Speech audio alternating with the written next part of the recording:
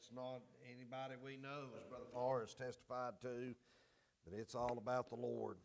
Amen. Somebody help me out and say amen right there. It's all about Him, brother. Amen. You better not get your eyes focused on people. If you do, you're gonna get devastated, and you're gonna become a wreck. Amen. Got to keep our eyes on Jesus. And the Lord. There was a time there in John 6. The Lord asked the question, "Will you also go away?" And man, they started to divide. I mean, they was leaving. They was heading out different directions. But Peter was wise enough. He said, "Lord, where can we go? Thou hast the words of eternal life. We're not about to leave you." Amen. So God, help us, amen, not to abandon our Christ, our Lord, our Savior. Psalm 36, if you'll stand with us just for a moment. I began this message last week, never did really get into it. And it'll be probably quite a bit different than what it was last week. I think I took maybe 15 minutes and stamped, or 13 or something, and piddled around with it for a minute. But I want to try to give it to you the best I can, is the way the Lord, I feel like, to give us direction to preach it to you that are sitting here this morning. You've got mail. That's old news now, ain't it? I mean, there used to be a time turning, you got mail. That's old news. But you do have mail this morning. Come straight from the throne room of heaven. God wants to give you something to help you along this way. And if you're lost, listen to me, God wants to save you. He does not want you to die unconverted. He does not want you to die and lift your eyes in hell. It's God's will for you to be saved. And I tell you, the longer I go in this thing, the more uneasy I get about different things and running into people that say they know God, and just seems like fruit is nowhere as apparent. It's worrisome. It's concerning. Charles Haddon Spurgeon made this statement. I wasn't going to read it, but I will here, and I'm not going to try to get you to stand all day. I ain't got to read but 9 verses in a minute. But Spurgeon made this statement concerning 2 Corinthians 5:17, where our Bible says, "Therefore, if any man be in Christ, he's a new creature. Old things passed away. Behold, all things become new." Spurgeon made this statement. He said, "The greatest evidence of the truth of the Word of God is a transformed life." But if a person's not careful, now listen to me, and I know I'm not God, I'm not the Holy Ghost. I can't tell you who's saved. I cannot tell you who's lost. I can tell you about me. There's, most sitting here today, I'd probably say saved. There's little children here that hasn't got saved yet, and so on and so forth. But I really can't tell you about nobody but myself. That's it, brother. I mean, but there's one thing beyond a shadow of a doubt. The greatest evidence of the truth of God's Word is a transformed life. And I find you can become carnal. I mean, you can live carnally, but it's no profit in it. It makes you miserable, makes everybody around you miserable, busts families, splits homes, destroys children, and things like that. And there's no, I mean, even you living as spiritual as you can, let me say this, even as you giving it all you got, and maybe then some, there's no guarantee your children's going to come out right. No. But I can assure you one thing, you try to approach it haphazardly, they're not probably going to turn out right.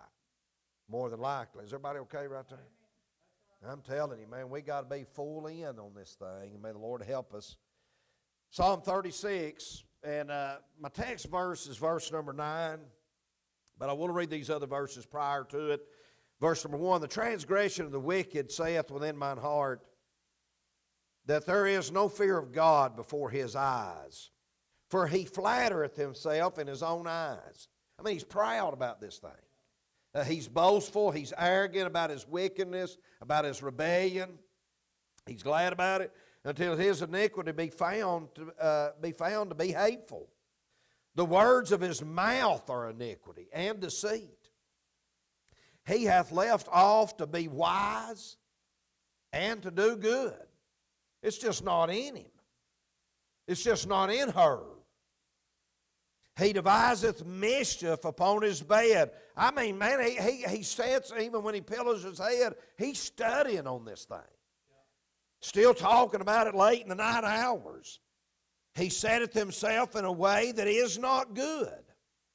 He abhorreth not evil.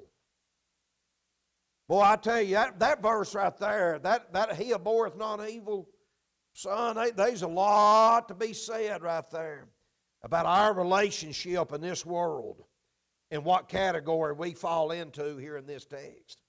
He abhorreth not evil. That's a dead giveaway who we're talking about here.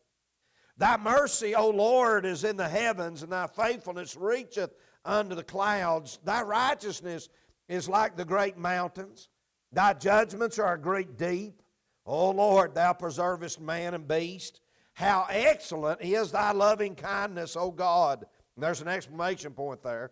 Therefore, the children of men put their trust under the shadow of thy wings. They shall be abundantly, not just satisfied, but abundantly satisfied with the fatness of thy house. Thou shalt make them drink of the rivers of thy pleasures. And this is why. Because he's going to use this word, there may be a preposition, I'm not sure, can't remember, but for. He's telling us why. Because, for with thee is the fountain of life. In thy light shall we see light. Thank you, and go ahead and be seated. Let's bow our hearts and heads for a word of prayer this Sunday morning. Our Father, as we bow before you again today, God, we don't enter into this time as though it's just a duty. I don't want to enter into this time, dear God, as though it's just maybe a responsibility, but it is that. And I don't want to enter into this time, dear God, of this portion of the service, dear Lord, out of just, dear God, because I have to attitude or spirit, but I want to do it for you. And dear God, I want to serve you, and I want to give you my best. God, and I'm feeble on my best day. I'm vanity, but a worm in the dust, God, is all I am. Just a zero, the rim knocked off, as one preacher said. And I ask you, God, to please use this. I pray, God, please use this service. Lord, there's somebody here that needs to probably be born again. And I pray, God, they'll respond. Please, God, help us as a church to have a greater burden. Help us, God, as a people to have a greater concern. Help us, God, not to be so wrapped up in our own lives that we overlook the things that are most important. Brother Patrick talked about it. God, it was so true. It's so right. All this other stuff just ain't really going to matter when this world's over. So, God, would you please help me? Oh, God, these decisions, Lord, we have to make, that we have things we have to do. God, that just to make sure that we're in your will and minding you. And God, I know the will of God, as the preacher said the other day, it's perfect, but it's not always easy. God, I just pray that you'd help us, dear Lord, this morning. Oh, God, as your people, God, see to it, Lord, that we're not part of this one crowd that we read about in this text. That, Lord, that we're wiser than that. You said a companion of fools shall be destroyed. God, I just ask you this morning to help us, Lord, to be wise. Dear God, you said evil communications corrupt good manners. Lord, help us, God, to walk circumspectly and wise in this world. Set a watch, O Lord, before my mouth. Keep the door of my lips. Help me, God, I pray, to be faithful to you. Lord, I ask you, God, again, to help us preach the word, to be instant in season, out of season. Lord, we'll not fail to thank you for what's done. Please speak to hearts, move in our lives. In Jesus' name we pray for your glory and honor's sake. Amen. Amen. Well, I'm looking here in verse number 9, and I began this thought last week, and I opened up. Of course, you know how the service went, you that were here. But as the service ran last week, felt like God moved to give us a good altar time of prayer, and many prayed, and I feel as though probably got help in their heart. And then before the service concluded, we did go ahead and come back and read this verse and make some comments. And I opened up those comments with this statement. And I hear this from time to time out of people, and I've heard it all my life. Seems to be more pronounced more common when you're talking with the youth or somebody that's younger. They'll make the statement, I hate my life, or I don't like my life. And I understand as a young person that, you know, you're leaving this thing of being a child. You go through changes physically, emotionally, mentally. There becomes the evident truths that the older you're getting, that you're becoming your own person. Your own personality is forming. And I want to say this before I go one step further.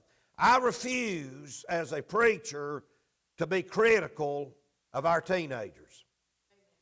Is anybody out there? Being critical is not going to help you help anybody. You being self-righteous is not going to help you help anybody. Till you get to the place where you can weep and cry and beg God to help them, better be careful even opening what you, better be careful of your wordage. And I hesitate to use the word open your mouth, but I tell you, the sword can go both ways. You can help somebody with a sword, or you can take lives with a sword. And we have to be careful with that. You have to be wiser than that. Let me remind Mount Zion Baptist Church, sinners do what sinners do. They sin. If you expect somebody that's unconverted to live a holy life, you're going to be disappointed. But even if you see somebody that says they're saved and that has a profession and maybe they're not up to whatever your measuring stick is, because all you have is a short portion of time with them that you see, that you evaluate, that you think, that you do this and that. You really don't know, but I want to be honest with you. You got to be careful, in your judgment. And not to develop a self-righteous, pharisaical attitude that really can't help nobody. A preacher called me yesterday. Let me give you this illustration. This ain't no words in my notes, man. I feel like it needs to be said this morning. That probably needs to be said here, and the church down the road, and the next church down the road, and the next church down the road. You know how you make a difference in somebody's life? It's not being critical, it's being compassionate. Somebody help me out. Hey, that's right. It's not being critical. It's not always focusing on the negative. It's trying to pull them to the positive. It's trying to pull them to the right with the right attitude and the right spirit. I'm all for boldness. I'm all for being straightforward. But hey, it's got its place. And it's got to have the right attitude with it. I know a preacher, he's working, a pastor's always working with his church if he's God's man. And he's working in that church and he's trying to do it, he's trying to help. And, of course, there's always some fellow that knows more than the pastor that's going to get up and straighten everything out because the pastor ain't saying nothing. There's always that guy. And, and usually they're more abrasive. They approach it with a critical spirit and a critical attitude. And before it's over with, they're swinging the sword so wild. They're leaving guts in the floor and running people out the door. Preacher called me. We was talking on the phone last night. He said, he said, we got messed up. I said, what happened? He said, I turned a man loose in the pulpit that felt like you need to straighten everything out that's wrong in our church. And he said he done it with that aggressive spirit. Yeah. He said, my phone lit up. People started texting. People's leaving. People's quitting. And they ain't come back. And he said, I'm running around trying to do maintenance. Yeah. I'm running around trying to do fire control, fire damage. He said, I had to tell him, hey, that man ain't the pastor, I'm the pastor, and, this and that, and got into all that. But I felt sorry for him. And I think sometimes we're so vehement for truth, and we're so zealous for what's right, we have to make sure there's some brakes on that thing somewhere. Amen, we have to do that. God, have mercy on us, God help us. And I understand, I'm not going to, if a young person comes by and says, hey, I hate my life, that's not a good thing to say. And does my attitude appear to be right up here? Somebody help me out. Does my attitude look, do I look like I'm okay? I don't look like a gorilla that's been robbed of its bananas, do I? Okay? You know, I don't want to look like the gorilla that just lost his bundle of bananas up here. That's not a good thing to say. And when you look at it and process it, it's a dangerous thing to say. The children of Israel, you got to remind yourself, and I understand God was very patient with them. They had a lot of complaining when they first come out of the wilderness. And God tolerated that. God was long-suffering toward that. And as God was long-suffering to that, as time would go and days would wear on, we seen as they continued down that pathway, judgment began to pick up. You'll find that throughout the book of Exodus on your way through Leviticus, Numbers, and Deuteronomy on into Joshua. You'll see that God begins to deal with that. God begins to, the long-suffering, God's always long-suffering. I'm trying to figure out how I want to word it. But we see that God began to send some judgment or chastening because of that into their lives. And finally, they said it one too many times. They said, you know, we just would rather die right here in the wilderness or die back in Egypt. And God said, that's enough. Then I'm going to let you die right here. So it's dangerous to make those types of statements. But in my mind and in my thinking, if I know anything at all, I don't know much, but I'm thinking this morning, when somebody says, I hate my life, or I don't like my life, or maybe down in their heart they're dissatisfied with their life, I want to offer you something this morning. A new life. It could be that you just don't even have one. And you're living in the realm of iniquity, in the realm of a profession, and you don't even know God. And I want to say this, I want to go on record. Trying to live a life that you don't even possess is impossible. Trying to live a life that you do not possess would make any individual extremely miserable.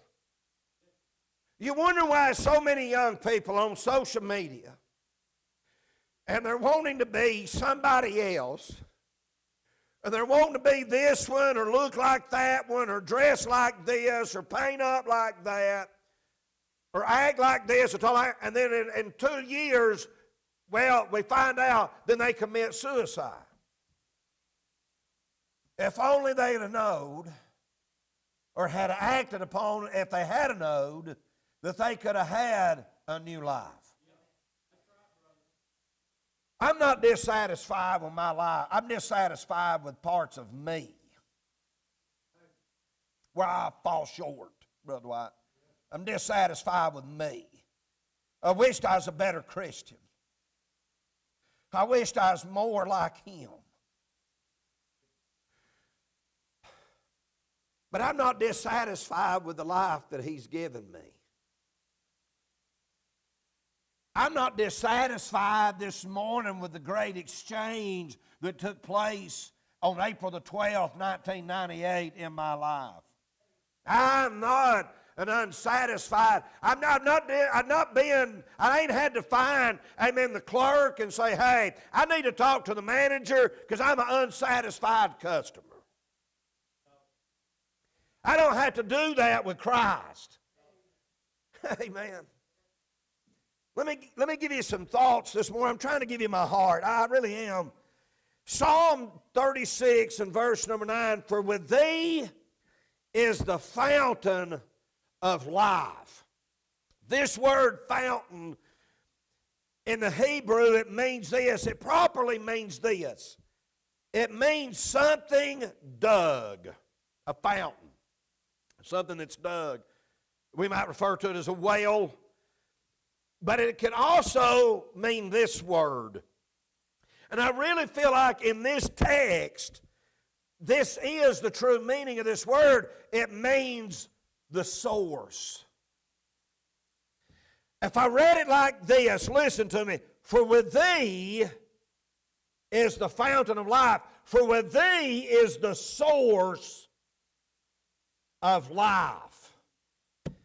As much as I appreciate our Sunday school teachers, Sunday school is not the source of life. As much as I appreciate what goes on in this service is not the source of life. As much as I appreciate the special singing today, Riley, Brother Patrick and yourself, my wife and children, congregation sake, that's not the source of life. Now, 3 times this phrase is mentioned about, amen, the source of life, or the fountain of life. It's mentioned once in Psalm 36, mentioned twice in Proverbs. I looked them up. A couple of them had to do with the Word of God. One of them has to do with the Word of God. One of them has to do with the Lord here, and I can't remember the other. Forgive me. But because you carry a King James Bible, I'm not going to tell you this is not the source of life, because the Word of God is eternally linked to the source of life. But because you carry one, it's not the source of life. Because you're at church on Sunday morning, Sunday night, Thursday night, that's not the source of life. With thee is the fountain of life. Christ, God is the source of life. Is everybody okay right there? John 5:24, listen to what he said.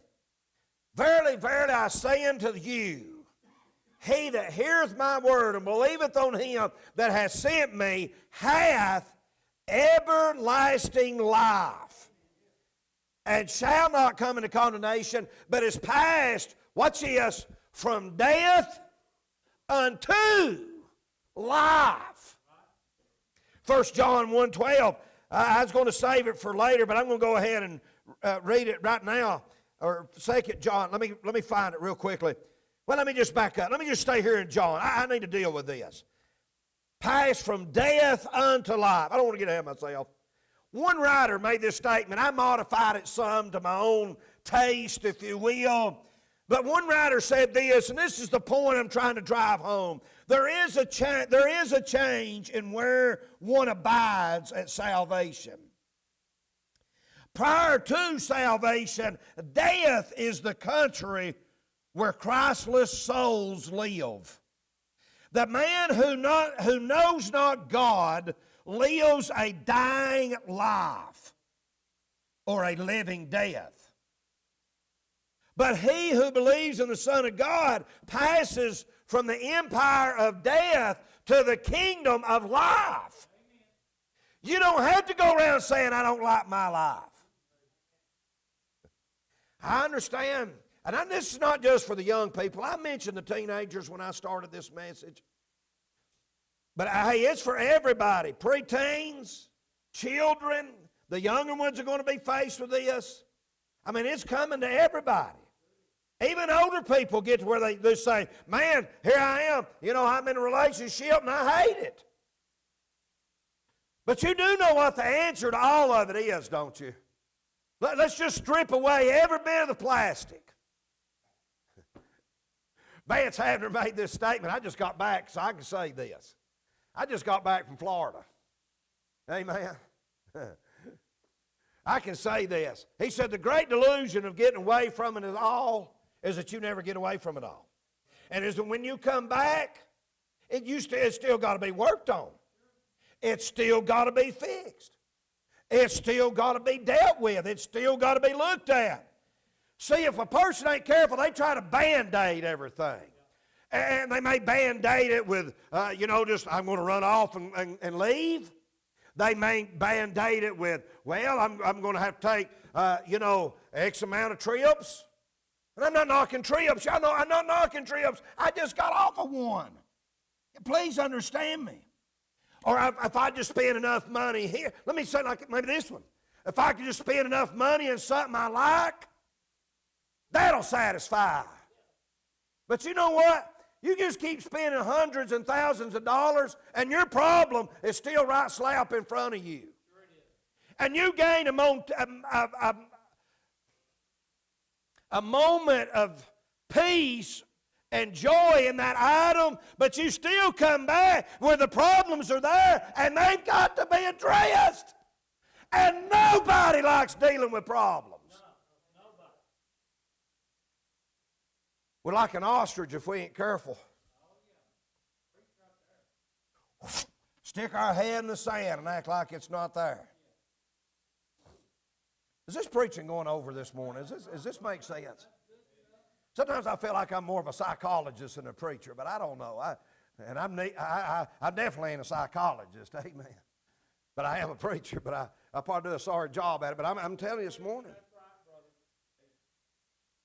So sometimes even you'll hear somebody say, I don't like my life, I hate my life, and this is my life, and I'm miserable with life. But hey, there's a life you can have that'll bring you satisfaction.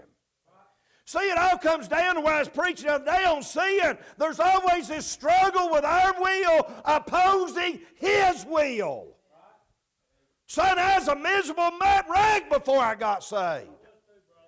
I'm going to go ahead and tell it. I don't like telling it. I always thought I'd find satisfaction at the bottom of a liquor bottle.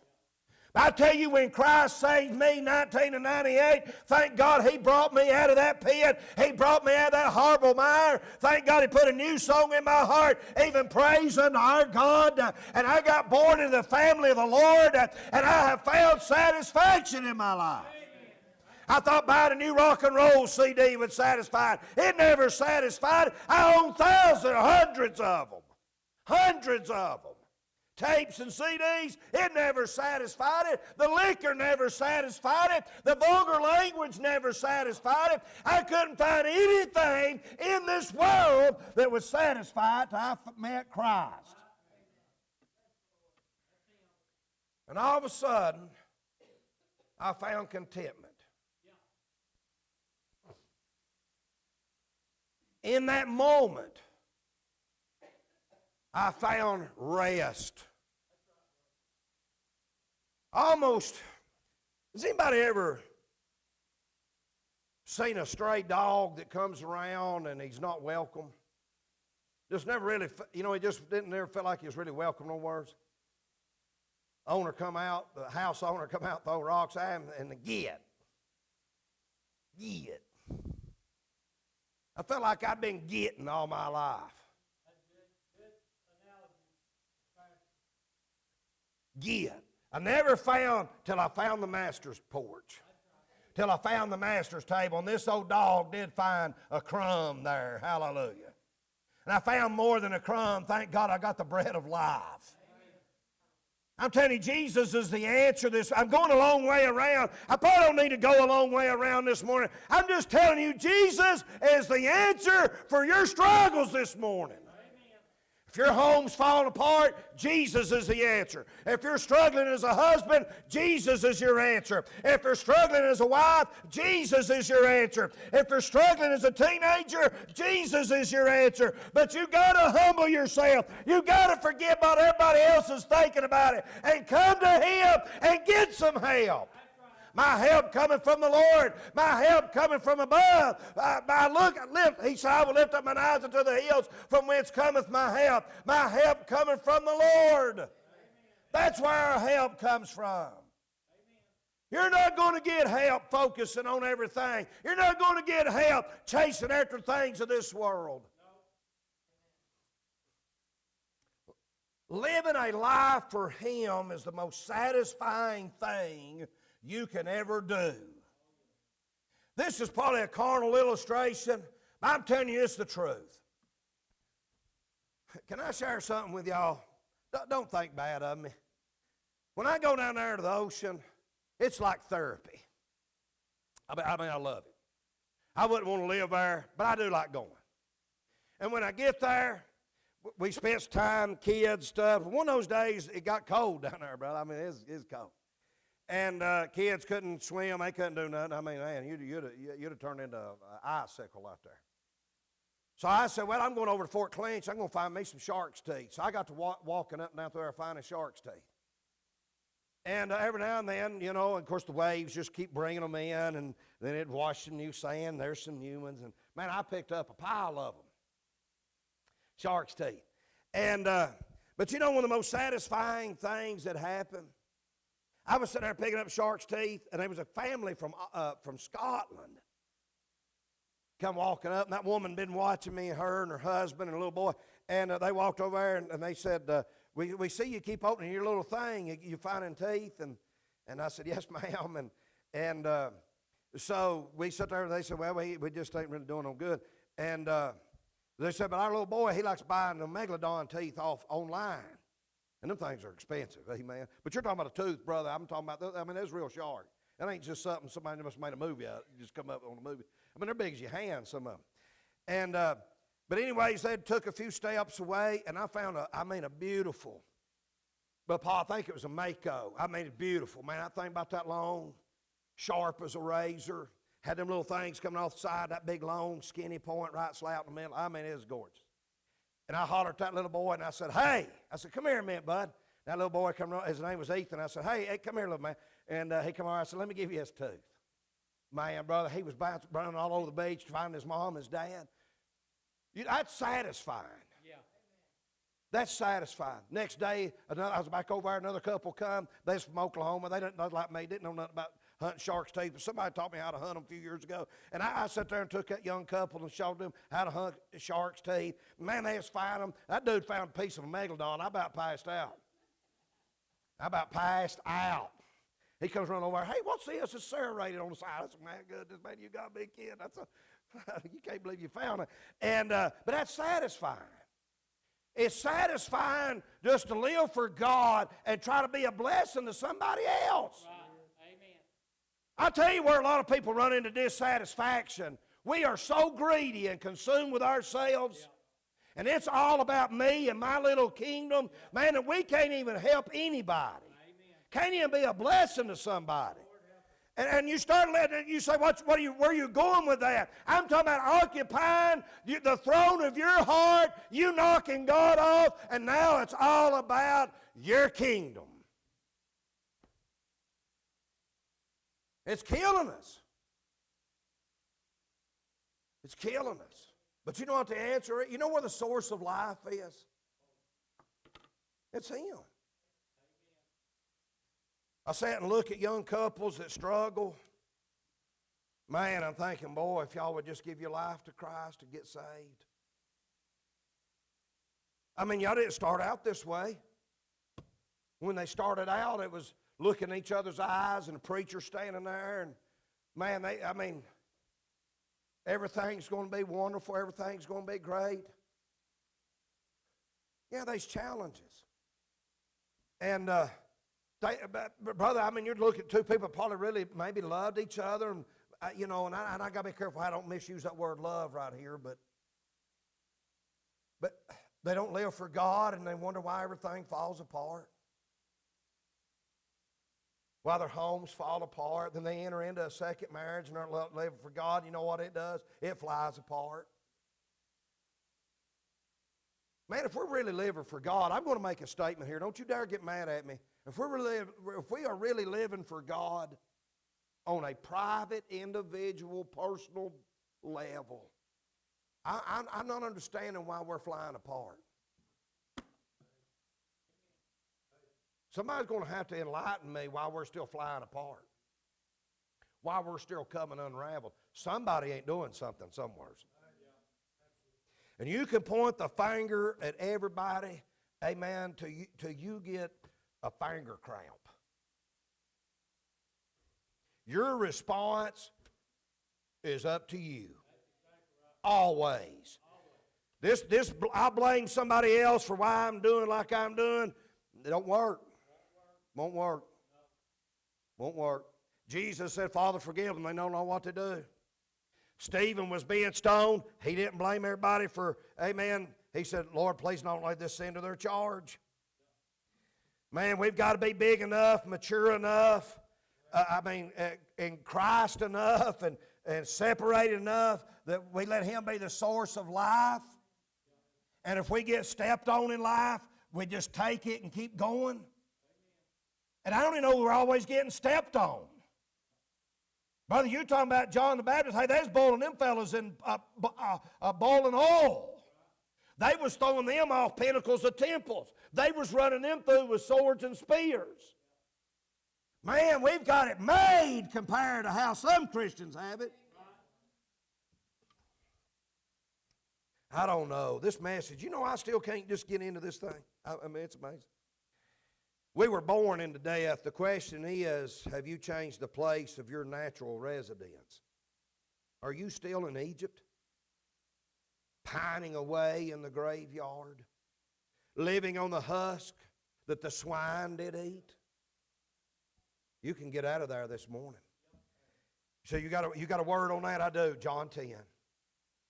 The thief cometh not but for to steal and to kill and to destroy. But I've come that you might have life and that you might have it more abundantly. This life has to be maintained. You do understand that. It has to be maintained. 1 Peter chapter number 3, verse number 10. Talk about Christ being the source of life. For he that will love life. Here it is. Now listen. For he that will love life. Man, I hate my life. Man, I don't like my life. Man, I'm miserable in my life. Man, my life stinks. You need a new life. You need Christ's life. You need to allow him, and if you do have it, you need to let him be living it through you. For he that will love life. Here it is. Here's your remedy. You'll know how to love life? You'll know how to love it? Do you know this was in the Bible? I'll save you some trips and some money right here to see a psychologist. For he that will love life and see good days. This is interesting, brother, where he starts. Let him refrain his tongue from evil. All that chattering you're doing is making you nothing, but I mean, it's killing you. You're being poisoned to death. Poison is in the tongue. Did James not tell us that? You keep listening to that and keep carrying on with that and keep entertaining that. You're poisoning yourself. You think you're going to feel good if you're poisoned? Don't do it, but if you go home and eat some havoc, you ain't going to feel well. I remember, oh, Lord have mercy. I remember years ago, a woman that worked in the public transportation department, there was an old lady on the van with her one day, made a confession. And she said, I hate my husband. He's never been nothing but a drunk and abusive and critical. And she said, I just got to tell somebody. It's on my conscience. She said, I've been giving him ain't poison now for the last little bit. Are you listening to me? Do you think you're going to feel good eating ain't poison? Why did Peter, first place he acknowledges, if you're going to love life and see good days, we're going to have to start with the way you talk. Who in the world would have dreamed that, brother? But that's where he's starting at. Let me read it. Y'all, I'm trying not to preach too long. Man, he that loved life, see good days, let him refrain his tongue from evil, and his lips, they speak no guile. Let him eschew evil. That means depart from it, get away from it, and do good. Now, there's something to be done. If you're going to love life, you know what you got to do to love life? You got to go about doing good. In the name of our Lord, you just got to go do good. Let him eschew evil and do good. Let him seek peace. But for some reason, some people love misery and division more than they ever desired peace. Let him seek peace and ensue it. Now that's the same word we'd use as pursue. But then he makes this statement, for the eyes of the Lord are over the righteous, and his ears are open unto their prayers, but the face of the Lord is against them that do evil. I don't know, man. You talking about discombobulated. I'm sorry. This message is just, all over the place. But I want to tell you where the source of life is at. It's in a person. It's in the Lord Jesus Christ. God forbid anybody that sat in this church house fool around and hurt themselves when they've been told that you can have a new life. God forbid that our marriages fall apart, that our friendships dissolve away, and that we allow the devil to take up residence in our lives and get a foothold and park there and occupy space that is not his to occupy.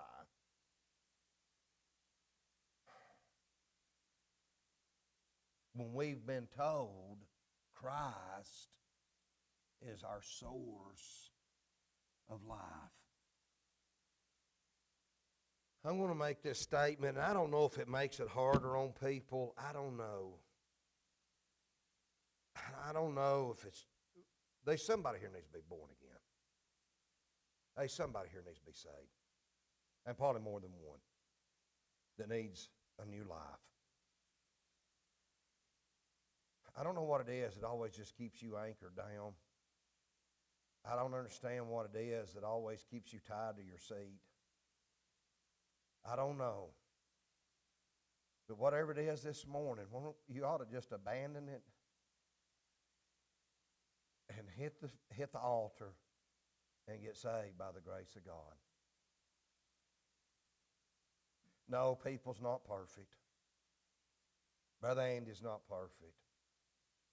Brother Dwight's not perfect. The Sunday school teacher's not perfect. Singers ain't perfect. But you got to quit looking at all your excuses and come to the point, it's between me and God. It's between me and him. I used to use those hypocrites, brother, as my crutch. And the Holy Spirit stripped them away from me one day. Said, you go to hell, you'll go to hell on your own. Sitting right over yonder on that lake. You'll go to hell on your own. But I tell you, God took that one truth and drove it into the depths of my soul.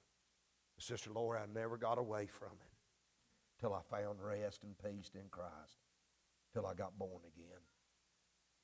Don't die lost. Don't live your life away from God. He is the source of life. Sister Lane, if you'll come to piano. I'm sorry the message has been all over the place. I apologize. But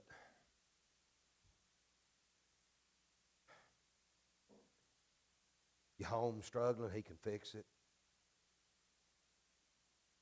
Your life is misery, he's the answer.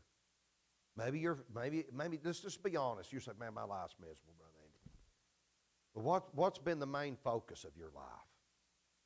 Is it you? I'm going to tell you, when it becomes you, personally, you're going to be miserable. Say, how do you know? How do you think I know? When my life gets to being all about me, then I become miserable. When my life starts becoming about others, y'all was blessed. Good trip, wasn't it? Go there and see Brother John. Say, boy, you got to drive to Nashville. No, I get to drive to Nashville. No, I get to drive to McMinnville. Holy Ghost broke me years ago as a very young preacher. Somebody called one day, and it was a Monday evening. They said, what are you doing? I said, I have to go to the radio this evening. I can't do that. Holy Ghost said, you have to? You have to? So I'm sorry, Lord, I get to. I don't know if there'll be 20 listening this evening, but I get to. I don't know if I'll have but 2 in class, but I get to. I don't know if we'll have 100 or not, but we get to.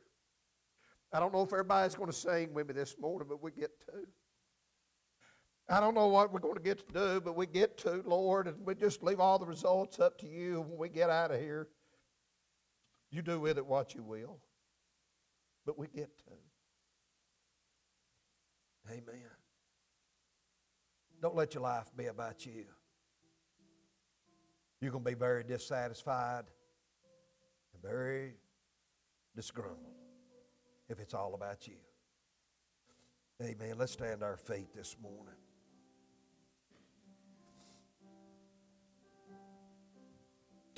That modern day philosophy, the best you serving Christ. Better watch this stuff. I'm telling you. I want every home in here to succeed. I want every young person in here to do well. I want to see God's people have joy unspeakable and full of glory. I try to lay my heart out to you, honest as I know how.